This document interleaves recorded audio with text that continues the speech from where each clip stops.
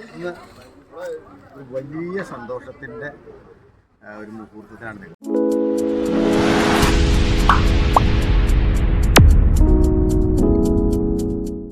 മച്ചാമരെ ഊട് മുടായിപ്പ് എന്ന് പറഞ്ഞ ഷോർട്ട് ഫിലിമിൽ ഞാൻ എങ്ങനെയാണ് സെലക്ട് ആയെന്ന് പറഞ്ഞാൽ, കൂട്ടുകാരൻ എന്നോട് പറഞ്ഞു തൃക്കേപ്പടിക്ക് ഒരു ഓഡിഷൻ നടക്കുന്നുണ്ട്, അപ്പോൾ അവിടെ പോയി ഒന്നും പോകാമോ എന്ന് ചോദിച്ചാൽ എനിക്കൊരു വോയിസ് ഇട്ടു. ഞാൻ വോയിസ് കേട്ടിട്ട് അവിടെ പോയി ചെന്നു. അവരെനിക്കൊരു റോള് തന്നു. ആ റോള് ചെയ്തു. അതിൽ എന്നെ സെലക്ട് ആക്കി. അത് കഴിഞ്ഞിട്ട് ഇന്നിപ്പോൾ പൂജയ്ക്ക് വേണ്ടി ചെല്ലാൻ പറഞ്ഞേക്കാണ്. അപ്പോൾ അതിന് വേണ്ടി പോവാണ് കൂട്ടുമട അമ്പലത്തിൽ. അപ്പോൾ ഞാൻ വണ്ടി എടുത്ത് പോവാണ്. ഞാൻ അവിടെയുള്ള കാഴ്ചകളൊക്കെ കാണിച്ചു തരാം. എൻ്റെ റോൾ എന്ന് പറഞ്ഞാൽ അമ്പലത്തിൽ തൊഴാൻ പോകുന്ന ഒരു ഷൂട്ടിംഗ് ഉണ്ട്. അപ്പോൾ ഞാൻ അങ്ങോട്ട് പോവാണ്.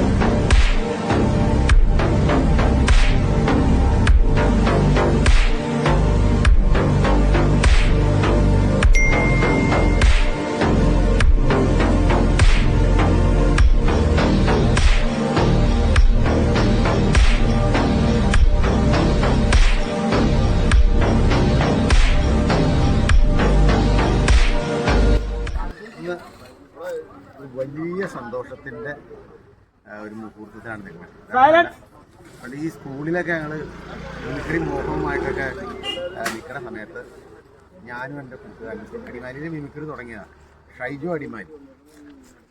ഞങ്ങളുടെയൊക്കെ തുടക്ക സമയം എന്ന് പറഞ്ഞു കഴിഞ്ഞാൽ സിനിമ അടിമാലിയിലാണ്. സിനിമ പ്ലാൻ ചെയ്യലും അതൊന്നും അറിയാത്ത കാലത്ത് ഞങ്ങൾ ഈ സിനിമാ മോഹങ്ങളും മിമിക്രി വലിയ ട്രൂപ്പി കളിക്കലും ആദ്യമായിട്ട് ഹയർ റേഞ്ചിൽ നിന്ന് ജഗതിച്ചേട്ടനോടൊപ്പം ഷിയാസ്കാരോടൊപ്പം മിമിക്രിക്ക് ഫസ്റ്റ് പോയ ആളാണ് ഷൈജു.